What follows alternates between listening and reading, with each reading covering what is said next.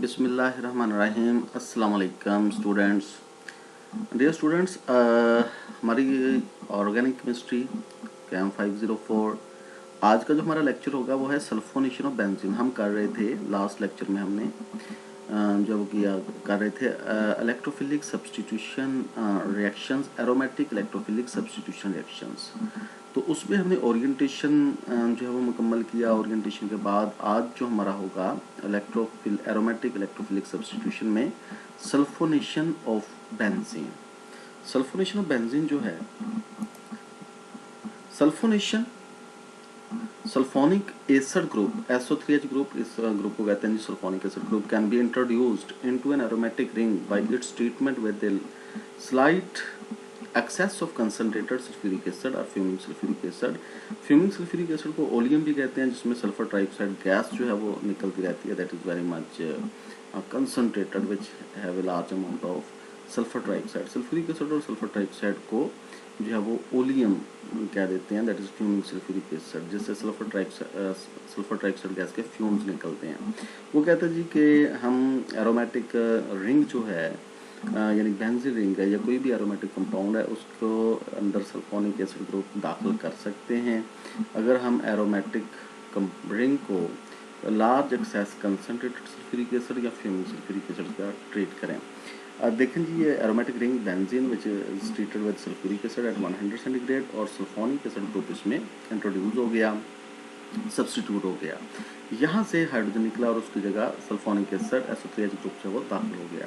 यहाँ से बचने वाला फिर वो जो साइड प्रोडक्ट है या एडिशनल प्रोडक्ट है वाटर साथ बनेगा, वो साथ शो नहीं किया, तो मेजर प्रोडक्ट ही लिख दिया गया, that is benzene sulphonic acid. इसी तरह ओलियम जो है यानी फ्यूमिंग सल्फ्यूरिक एसिड के साथ अगर 25 सेंटीग्रेड टेम्परेचर पे एरोमेटिक रिंग को ट्रीट करें तो जिसमें इंट्रोड्यूस जो है SO3 इसमें इंट्रोड्यूस होगी और SO3H जो है वो फिर बेंजीन सल्फोनिक एसिड बनेगा। दोनों तरीक़ों से, सल्फ्यूरिक एसिड से या सल्फर ट्राइऑक्साइड से और सल्फ्यूरिक एसिड के मिक्सचर से आप रिएक्ट करवा के सल्फोनिक एसिड जो वो बना सकते हैं या सल्फोनेशन एरोमेटिक रिंग की करवा सकते हैं। The actual electrophile in the reaction is sulphur trioxide even when sulphuric acid alone is used according to the following equilibrium. वो कहते हैं जी इस रिएक्शन में जो इलेक्ट्रोफाइल है जो बेंजीन रिंग पे जो स्पीशी अटैक करेगी वो सल्फर ट्राइऑक्साइड ही है, चाहे सल्फ्यूरिक एसिड आपने ये अकेला भी यूज़ किया ना जी। तो इसमें जो एक्चुअल जो इलेक्ट्रोफिलिक रीजन होगा, इलेक्ट्रोफिलिक जो स्पीशी होगी वो सल्फर ट्राइऑक्साइड ही होगी, क्योंकि सल्फ्यूरिक एसिड अगर आप अलोन भी यूज़ करें तो सल्फ्यूरिक एसिड के मॉलिक्यूल्स मिलके ये इक्विलिब्रियम डेवलप करेंगे जिससे बाइसल्फेटाइन, हाइड्रोनियम अमाइन और सल्फर ट्राइऑक्साइड बनेगा। तब भी सल्फर ट्राइऑक्साइड गैस ही जो है वो एक्चुअल इलेक्ट्रोफाइल के तौर पे काम करेगी और रिंग पे अटैक करेगी। Although sulfur dioxide is a neutral species, it has an electron deficient sulfur atom due to which it behaves as a strong electrophile and readily attacks the aromatic ring. तो sulphur dioxide जो है ये electron deficient होने की वजह से और ये जो है जी अटैक करती है बेंजीन रिंग के ऊपर और स्ट्रॉन्ग इलेक्ट्रोफाइल के तौर पे एक्ट करेगा और एरोमेटिक रिंग के ऊपर अटैक करेगा। ये सल्फर डाइऑक्साइड का स्ट्रक्चरल फार्मूला जिसमें सल्फर के साथ 3 ऑक्सीजन डबल बॉन्ड्स की मदद से लगे हुए हैं। यहाँ से कोई एक double bond sulphur oxygen double bond polarise होगा, डिकम्पोज होगा, इलेक्ट्रॉन इस ऑक्सीजन की तरफ शिफ्ट हो जाएंगे, सल्फर पे पॉजिटिव चार्ज डेवलप होगा। ये जो पाई बॉन्ड है इसमें इलेक्ट्रॉन एक्चुअली शिफ्ट होंगे ऊपर वाले इस कार्बन की तरफ, इस पे नेगेटिव चार्ज, इस कार्बन पे पॉजिटिव चार्ज, और ये नेगेटिव इलेक्ट्रॉनिक लोड सल्फर पे अटैक करेगा और कार्बन सल्फर बॉन्ड बन जाएगा। कार्बन सल्फर बॉन्ड बन गया, इस ऑक्सीजन पे नेगेटिव चार्ज आ गया ये वाले ऑक्सीजन पे, और यहाँ से ये अरीनियम आयन जो है वो डेवलप हुआ। और अरीनियम आयन जब डेवलप हुआ तो ये कार्बन हाइड्रोजन, अब इस हाइड्रोजन को शो कर दिया गया क्योंकि इसने यहाँ से निकलना है।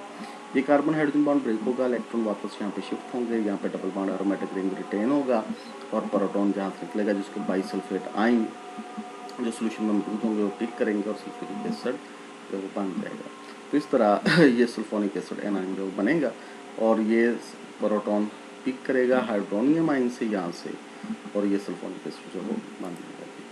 अच्छा जी, नेक्स्ट में ये जो बाइसल्फेट ये सल्फोनिक एसिड एनायन बनना है, ये हाइड्रोनियम आयन से प्रोटॉन कैप्चर करेगा, पिक करेगा और सल्फोनिक एसिड जो बन जाएगा। तो दैट इज एंड और water, that is the sulphonation of benzene, that is benzene sulfonic acid. That is the mechanism of sulfonation of benzene.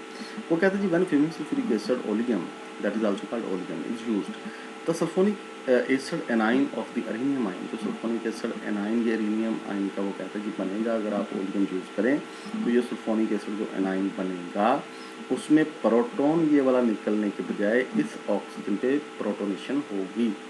Anion of the rhenium ion is protonated before the loss of proton from the ring takes place to restore the aromatic system.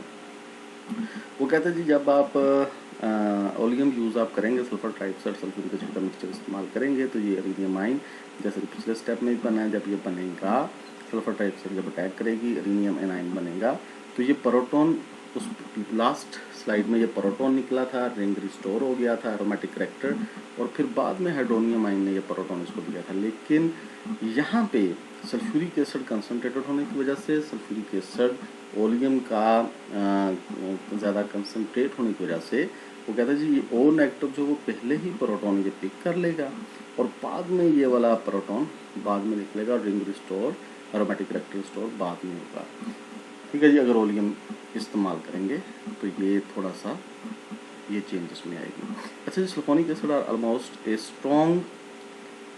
as strong as sulfuric acid itself and can be isolated from the reaction mixture as their crystalline sodium salt by adding an excess of sodium chloride. Not many compounds react with NaCl.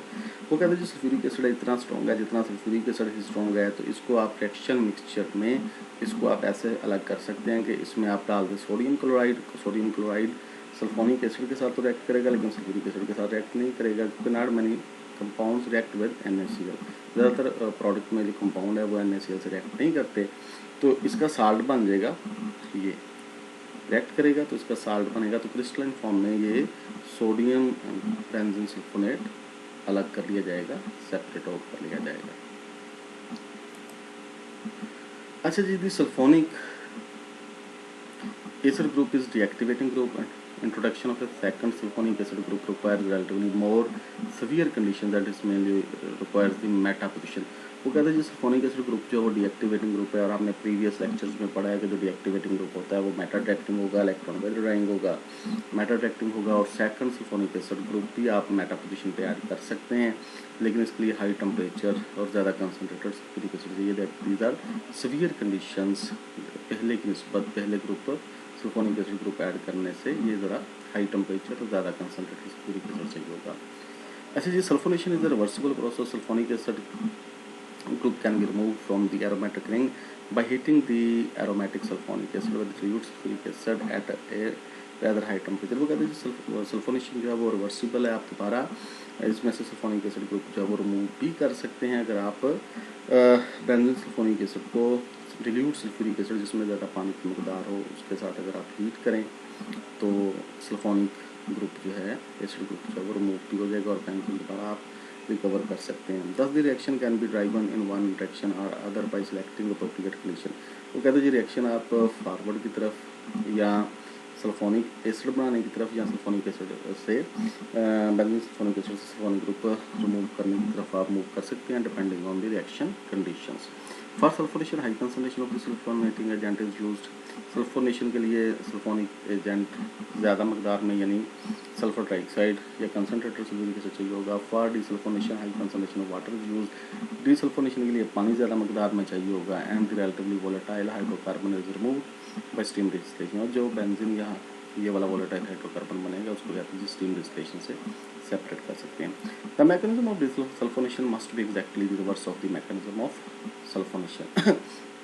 वो कहते हैं जी डीसल्फोनेशन का जो mechanism है ये exactly sulphonation के mechanism के उलट है in accordance with the principle of microscopic reversibility. बिल्कुल ऐसे ही